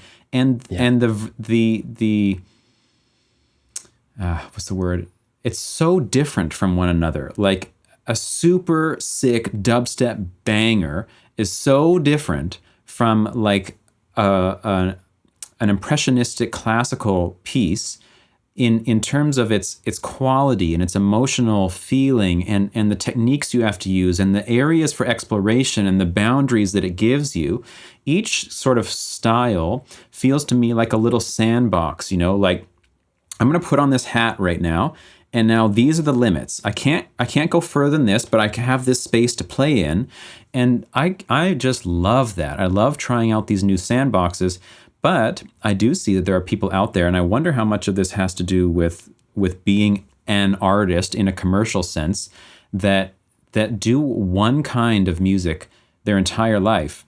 And I mean, at least publicly, that's what they present. They do drum bass, or they do rock, or they do whatever. How do you feel about that? Do you have a kind that you really love to make, or do you like to experiment? I'm curious. It's a great question. First of all, I think what you just described is what makes you so amazing as a music producer. I really admire your amazing skill as an observer. You're somebody who can really just zoom out and look at the art for what it is and just take the time to understand what makes this music great. Like, why do I enjoy listening to this? And then as you're being such a good observer, you also become the perfect imitator of it. So that's also why you can play in so many different styles, because you're observing it so precisely for such a long time until it becomes a skill of your own. So that's something that I wish I had. And that kind of versatility, I just don't think I have that. And so I'm kind of more limited in the genres, that I can possibly do, because my observing skills aren't that great that I could just, look at, I don't know, jazz music for a long time and then just understand exactly what makes it magical and then start imitating that myself. Probably I just don't have that skill set. So maybe there are certain styles that I'd love to explore, but I just don't find that within my realm of possibilities. That being said, electronic music, of course, is my big passion. But within that genre, I've been exploring a lot of different things, tried a lot of different styles, and I find it a bit too limiting to just make industrial music, for instance. Like in my free time, I barely listen to any industrial music at all, because I already listen to so much of it by profession, But yeah, there are people who are completely satisfied with just one genre and they love it and they just go into that. And I think there's a certain beauty of diving into a microcosm as well. I think everybody's different in that regard. I agree. Now, tell me, if you could snap your fingers and make any kind of music, give me 3 genres that do interest you, that you would love to be able to make, that you feel perhaps that you can't or seem intimidating. Oh, wow. That's a great question. I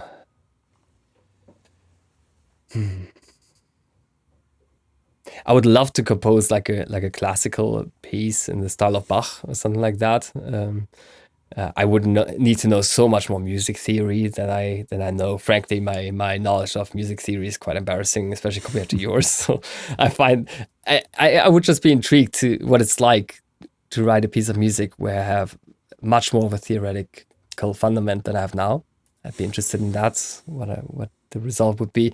Also, I'd love to write like some in this trap dubstep style. Like these producers are so amazing at just getting the punchiest kicks and the meanest bass lines, and they just so understand like FM synthesis and layering so well, and they have perfected that craft over the years. I'd love to write a track in that style as well. And the third one, I guess, would maybe be maybe something like in a jam session. I'd love to come up with something being like a classically trained pianist or something like that. That would also be super intriguing to me. I do play keyboards a little bit, but nothing impressive. And sometimes I find I would write better music if I could play a bit more live. Like I have to program a lot of my music in with a mouse simply because I'm lacking the skills to do it by hand. And sometimes I feel that's kind of limiting me in a way. Could express myself better if I could play the instrument better. Of course. I mean, always true, right? I mean, that's the case for anybody. Even people who do play very well have the sense of like, but if I could play better, I would be even better. Yeah, and you did actually inspire me a lot, because when I did the interview with you about your Studio One demo song, going into it, I was convinced that you are a multi-instrumentalist and you can play all instruments perfectly. And then you said like, no, I just, for example, the bass or something, I gave that to somebody else, to Perry T, that part. He played it better than me. Or I had a couple of parts that I was just beatboxing into my voice memos, and then I just got that in. And the part, or you said like, I play everything in one note just to get the rhythm right, and then I start transposing it from there.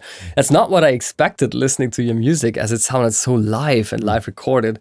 And that kind of gave me a lot of hope that I can also write music that's closer to that, even though I'm not perfect at playing that instrument. So thank you once again for that inspiration. Hey, well, I'm glad to hear that.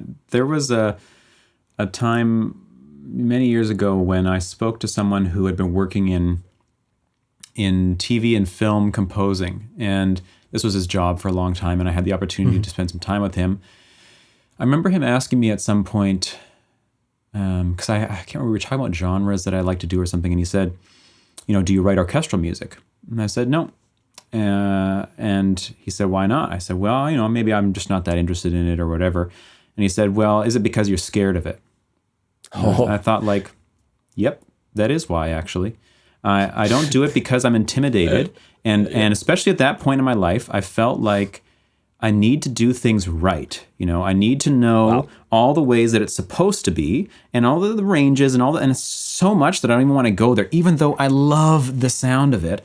But being asked just that one question and reflecting on it made me think like, you know what?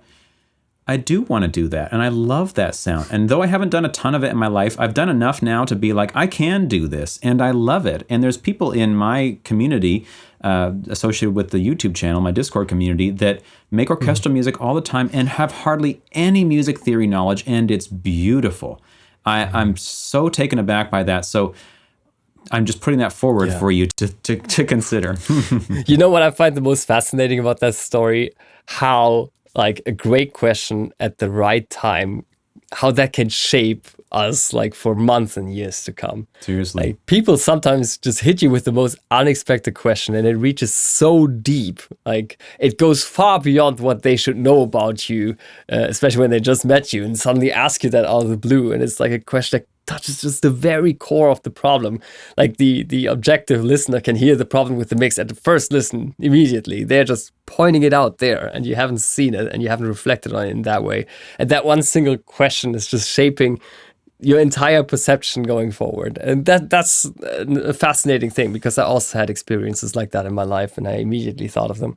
So I totally agree. I think that we're often just putting these kind of reasons forward as to why we can't do it and what kind of qualifications we're missing so we cannot do it.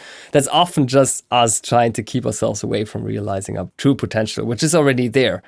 We can do so much more than we think. And seriously, I love that story for that reason. Yeah, I totally agree. So I feel like, though I'm heavily into music theory and always have been, because I just, for whatever reason, I love it. I love the interplay of it and understanding and being able to make certain sounds. Over the years, I really feel like it's completely optional.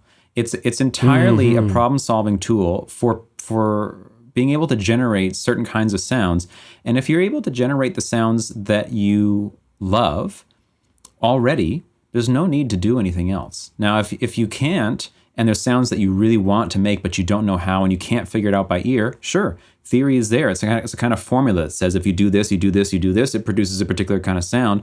But in the end, even for myself, being so obsessed for so many years with it, when I go to actually write music, I strive, if I can say that, to be as instinctive as I possibly can and just try and throw my hands down and not rely on something. Because the thing with the theory is, once you know it and you've done it for a while, it's dead now. It's like, it doesn't have that exploratory spark. What I love about writing music is the sense of exploration, of discovery, of trying new and being, look at this. This is so cool. Let's do this. That's where it's at. And memorizing theory doesn't have that. The memorized theory for me is like, I'm stuck. I don't know how to get back to the key. I don't know how to make a new section. Okay, I'm going to use some theory to kickstart, but it doesn't have the quality of exploratory discovery. And for me, that's the bee's knees when it comes to music production. That's fascinating, because many people that I ask who are really proficient in music theory say like this is like the number one thing you need to get down in order to get anywhere. And I often felt that even though my knowledge of theory is not as profound, I still managed to realize my musical ideas. I was still kind of intimidated by that. And kind of it also kept me away from certain styles, because I felt like I just lacked the theoretical fundament to do anything in that nature. But hearing somebody like you, who's been obsessed with it for so many years, say that it's optional at the end of the day, that is really encouraging to me, and hopefully also a lot of others who are listening and watching. That's my feeling of it anyway. And this is similar to a topic, perhaps we're talking theory here, but now I had a question for you that's more on the production side of things that maybe I don't know what you think about this. What's your opinion on the whole like analog versus digital debate that people have? 'Cause I know you got a bunch of awesome looking shit surrounding you, and exactly, like a straight up cockpit situation is awesome. I don't have anything like that. I don't have any analog anything, basically, except for like instruments. Not missing out. It's okay. Please tell me. Well, your music could be a lot warmer. Right, exactly. Just kidding.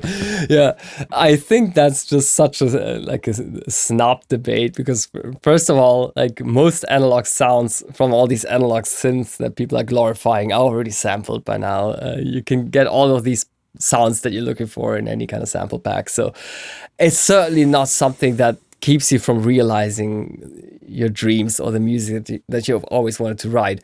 I mean, I see a lot of people who are kind of like limiting themselves artificially by that. Like, I need that pedal before I can start writing this song, or I need to get this kind of equipment before I can really get to my sound. Those are all just reasons that you put up front to procrastinate making music any further. So this is also kind of like the music theory argument. Like, I need to learn this first, to get started. That's just your brain being lazy and doesn't want to do the first step. And to me, that debate of digital versus analog has a lot to do with procrastination. Really, you try to find out like what you're missing, and that's the reason that you haven't done any music yet.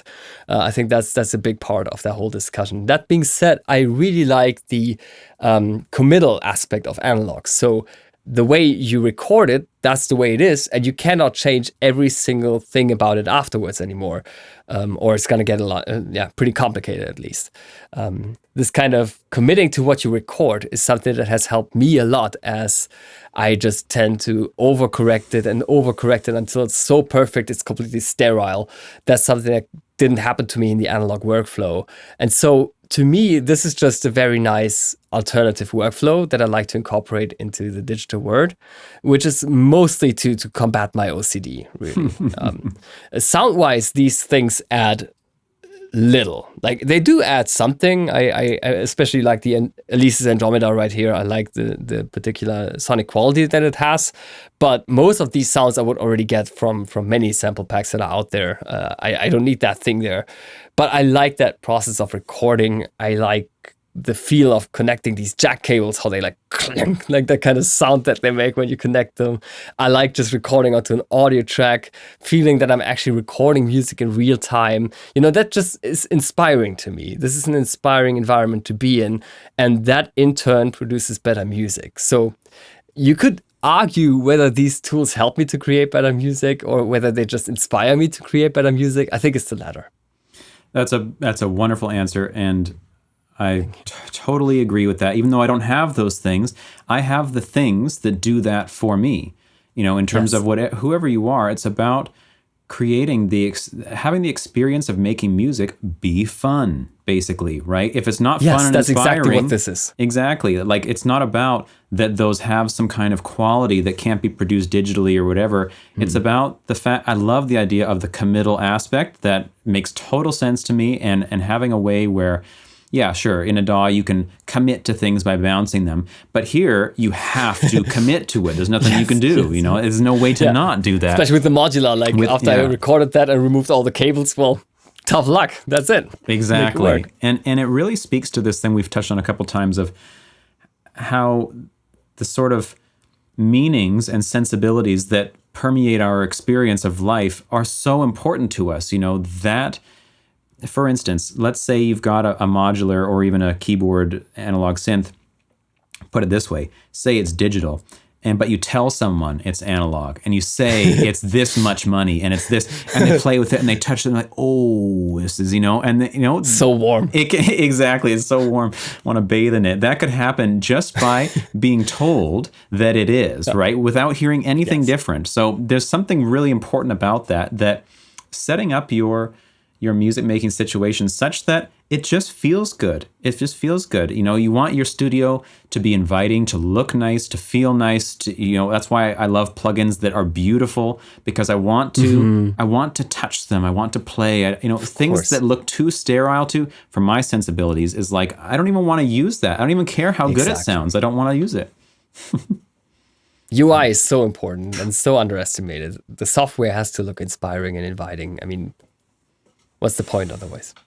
This is back on this topic of qualitative versus quantitative. The qualitative has to win out for me every time, and that's something I love so much about Studio One, is the actual look of it and the workflow, the way that the windows all resize, panels all resize and move, and all this is so, I don't know, I just find it very, very pleasing and intuitive. And for that reason, even if you tell me some other DAW has all these features and didn't you know you could do all this and you could do all that, and it's like, I don't actually care, because the experience of using this one is the important point. And these tiny little flourishes, okay, sure, maybe in some other DAW I can do some sort of crazy routing modulation thing that I can't do. Doesn't matter to me. It's going to add, 0.1% to my music, if you know what I mean. Yeah, and if you just wait a year or two, then yeah, most of right. these things are there anyway. So. It's true. And often we're also ahead of the curve. So, this is something that's often very much in motion. But I totally agree with you. It has to be a software that just feels right with you. Like, if you fundamentally disagree with the UI choices, with the design, when you feel like... when you just don't feel like making music anymore, when you look at that software, and that software can have all the bells and whistles in the world, it's just not going to work for you. So I totally agree with that. It has to create an inviting atmosphere. And that's exactly what these instruments do. There's nothing about the sonic quality of these that are so unique that they enable me to make music I otherwise couldn't do. That's just a gigantic gear sluts myth. Now, we should mention, for anyone who doesn't know, gear sluts is a forum. Oh, yeah, gear it's sluts not is like a derogatory term. Sorry. Oh my God, I'm such a boomer right now. Like, totally. I just put that out there. Anybody who's like listening to us and doesn't know what this is, it's like a PHP forum. Like, exactly. Very old school. Yeah. Speaking of which, how old are you? I'm 19 years of age. Yeah. Almost old enough to drink. I'm 36. 36. Yeah, thank you. Really? Yeah, I'm 34. So we're pretty close there. Yes, yes. Same sort of experience coming up in music. It's interesting. And one thing I want to touch on here before we end, in case unless you've got other topics too, happy to chat about them. But one thing I wanted to touch on is you work in music. You work in in music related anyway. You know, perhaps you're not creating music for your job in terms of selling your music to people, but you work in music. And I want to know, what do you think about that? So many people are coming up wanting to know, is this worth doing? Should I be an artist? Should I have a music adjacent job? Should I be, is the industry so harsh? Can you make money? All this. So I'm curious from your perspective, do you have any thoughts on that? Yeah, like I said in the beginning, it's very hard for me to give a perspective on that because so few of my decisions in the music industry and in my whole career were informed by these thoughts. I was just informed by my passion. I felt like I have no other choice but to make music because this is what I'm destined to do, right? So that's what I do. And reaching out to people with the same interest just came naturally to me because, like we said in the beginning, when I'm, passionate about something, I want to tell everybody in the world about it. You'll probably also notice with chess, like I try to bring up that analogy any chance I get because that's in my nature. That's just how passionate I am about the things that I love. So I never thought about, should I become an artist? What would be a good career choice for me? How could I get into such a position? Because those things just flew to me as a consequence of my passion. I was just passionate about the thing and all the opportunities just presented themselves. So in a way, I feel incredibly fortunate and lucky because I have no idea what I did. Like if you would put me like at the beginning of my career again, I have no idea what to do to get to the same position. I have no strategy. So maybe I'm not qualified to give these answers in the first place. I think you're touching on a very important point there. And I think that nobody's qualified in that regard because you can't choose your passions. You can't choose the experiences that you have. You can't choose the people you meet. You can't choose what they think about you. It just happens. It just all happens. And I'm of the exact same way. People ask about, how did you get to where you are? How do you do? I have no idea. Like I can tell you my story, sure. Like this happened, then this happened, this and this happened, but that's not some kind of like recipe that you can follow and then it's going to happen for you. The best I can perhaps say is, if you love it, do it. Do it as much as you can. But that has no guarantee that you're going to be able to work in music. No guarantee at all. You may end up being a lawyer and following your passion for music doesn't bring you to be a professional musician. I can't say. Yeah. But what I want to know from you is, this all has happened. How has it actually affected your own music making? Now you do music related stuff all the time. And people have fears about that, right? People have fears of like, well, if I'm involved in music so much, perhaps my own personal music takes a back seat. Is that good, bad, trade-off, blah, blah, blah? Yeah, that's a great question. Sometimes I feel a bit, I don't know how to put it, like a bit of a sadness about the whole thing because I remember how magical music used to be for me. Like I'll never forget one of my first concerts watching like V&V Nation live. It's like a band that I used to adore when I was like 19, 20 years old. And the way they made that music was just pure magic to me. And it really touched me on such a deep level. And then I committed myself to understanding how that music is made. And I was dissecting it piece by piece, track by track to understand exactly how this is made so that I would be eventually able to reconstruct something very similar, but losing the magic in the process. So often I said I sacrificed my own magic to bring it to other people, right? Kind of like, and that has something that always like had a little bit of sadness attributed to it for me. But yeah, these days I feel like in my free time, I like to listen to music that's just a bit different to what I do professionally. Because if I'm working like in these massive projects with 60, 70 tracks and all these automations going on, I often want to listen to the opposite of that in my free time. Because if it's like music that's too similar to mine, I just see the blocks in my head. Like I just see the blocks and I see the amount of work this was. And I think like, oh my God, that's so much work. And I just enjoy, when it's like 5 or 6 tracks and I can see this is just as powerful. This can work as well. And I find that very refreshing.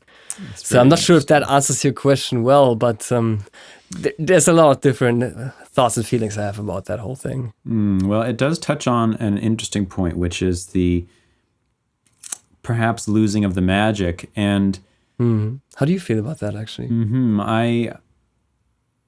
I did perhaps feel that way at certain points, and I don't feel that way now. And all it actually took was hearing someone else say it differently. For instance, I'm a very, very big fan of this guitar player who lived until 2005. His name was Ted Green. And Ted was, funny enough, I spoke about Ted on the last podcast too. Ted was I don't know what to say, musical angel, for lack of a better term. He just produced pure beauty constantly. And he says somewhere, people are afraid of learning music theory because they feel like it's going to remove the magic. And his sense was that perhaps it removes something, but actually what you gain is so much greater than what you've lost. And he didn't expand upon it. And it just made me start to reflect on that, thinking like, what is my opinion on this? What is my sensibility of this? And as I started to look more at like learning music theory, learning production and all this, it starts to give a sense that you know what you're doing, Do you know what you're doing, or are you just doing it randomly? You should know what you're doing. Don't you know what you're doing? All this? Yeah, I know what I'm doing. I've studied. I know what I'm doing. But then when I actually look at it, honestly, I have no idea what I'm doing. I've learned all these labels that people say it's a major seventh chord. But what's that? What's a major seventh chord? What's a snare? I can relate. You know what I mean? Much, And totally. that kind of investigation, honestly, has like basically dissolved my sense that I somehow got on inside edge on the magic. I didn't. I just learned a bunch of labels, and I know how to kind of like make a sound, but I don't even know what that is. I don't even know what music is. I don't know what anything is, basically. And in that way, it has really like restored my sense of like, this is pure magic, and the fact that I'm able to do it is pure magic. I don't even know how I do it. I have no idea. Love that. I love that. Yeah, it's like the kind of I'm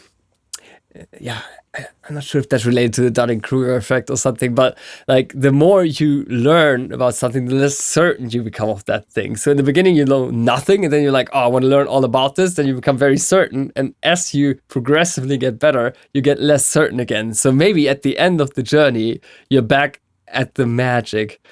And that is an amazingly inspirational thought to me. So that is a fascinating new perspective. Like you said, maybe all it needs is just a different take on the same circumstance. So thank you for giving me that. Hey, well, we'll see how I will reflect on that. How it fares for you. It's a worthy consideration of like, am I actually penetrating the secrets of something here, or am I just kind of like think that I am? You know what I mean? That's the that's like my daily dialogue in my head. Also, like, do you know what you're doing? It's just like, I know. It was like listening to my own brain for a second. With a different voice. That's so funny. And okay, last question, because now this relates to it. You're on YouTube all the time. I'm on YouTube. Yeah. People watch you all the time. They leave so many comments. You probably get, I don't know if you read all your comments or what you do with it. Like, I do. What do you think about it? What do you think about being on YouTube, having people kind of perhaps judge you, perhaps not all, what is this? What's your experience of that? Mm-hmm. Well, I'm not sure if you share that, but I'm in the very fortunate position that we're in a niche with extremely friendly people, so that we get like these kind of hateful comments that a lot of variety streamers and content creators have to deal with, particularly women. We're fortunate that we don't have to deal with any of that hostility. So most of the comments that I get are fairly nice. If I get negative comments, it's mostly about either my accent or me talking too fast or me presuming too many things are already known. And I have an ongoing playlist. If you jump in at the middle of the playlist, of course, there's going to be a few things that need more context. But I mostly get amazing comments that really mean so much to me, that really helped me going. Also, when I wonder if this is still helping anybody, if this is still useful to someone, because it always helps me to remember how stuck I was at certain parts of my music production journey, and how much I just wanted to have somebody reach out to me and show me how that thing is done so that I can continue creating. So I hope I can be that for other people, and often I find that exact narrative in the comments, and it just keeps me going. I mean, I take a lot of inspiration from the comments. Most of them are positive. I'm extremely thankful for that every day. I'm not sure, what's your experience with the comments? It's just like that. And being on this side of it, so to speak, when I was younger and I'm watching YouTube, I wouldn't even like videos. I wouldn't click like for whatever reason. I would just watch them and go. I don't know what my thought was. It was no thought about it. I just wouldn't like it. I didn't leave comments.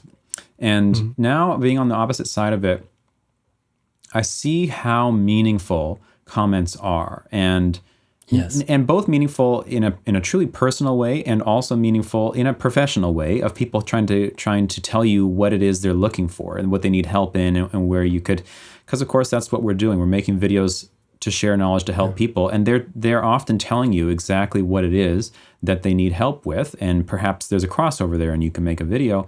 But just hearing people's appreciation definitely is extremely inspiring, and gives the sense of like, right, what I've done here, it took me X hours to make this video, and at least for this person, it's seemingly been somewhat transformative to their experience of music making. That's what they say anyway. And so hearing that is very valuable to me. And so perhaps to anyone who's listening, I would suggest, if it feels right, or if it's in you to do, consider leaving comments on the videos that are from your favorite creators, because they do read them. And even if they just like it or whatever, if there's not enough time to respond to every comment, it is meaningful. And every little bit of feedback is helpful. And if you want that person to continue sharing in the way that they do and creating new stuff, then it's a very easy way to support them, is just to say one little, I enjoyed this or whatever. I truly find it inspiring. 100%. I couldn't agree more. Many people don't realize the power that they have with their words, both in the positive and the negative. Like, there's been comments that made my entire week just reading that. It made me have the biggest smile on my face throughout the entire day. And people think that it's just one more comment in the void, but we read all of this. We reflect on all of it, and you have tremendous power with your words. Maybe that can also be something that inspires us to be more gentle with each other, because words can also hurt greatly. And, many comments, I think, are also written without any second thought. Fortunately, not much in our community. But yeah, you have tremendous impact on the well-being of content creators and the people around you. Yeah, it's totally true. Well, I'm very appreciative of what you've done for the Studio One community. Honestly, you are obviously beloved in the community. And as I told you when we first spoke some time ago, people in my community who are largely Studio One based, we have little gifs of you and everything, because we do. That's amazing. We just think you're the best, and everybody is going to be very, very stoked to have seen this interview. They don't know that it's happening right now, of course, until they're watching it. This is so awesome. And so I want to say thank you for all the time spent and that you do. Thank you. It's truly meaningful. Thank you so much, and please share these gifts with me. I'd love to see which one you've selected. Good, I will. Awesome, Max. So great to talk to you. Thank you for this. Great to talk to you too. Thanks so much. And thank you, everybody watching. We'll have another episode sometime. I'm not doing these in any rigid schedule. I'm just doing them in a very free-form way, waiting for the right person to do it with, as opposed to just taking on whoever. And whenever that happens is whenever that happens. And it was truly a pleasure to have Gregor here today. I look up to him, and I'm so happy that he took the time out of his schedule to be here. So thank you again, Gregor. Thank you to everybody who watched. He looks up to you. Thank you. Appreciate that. Okay, bye-bye, everybody. Bye.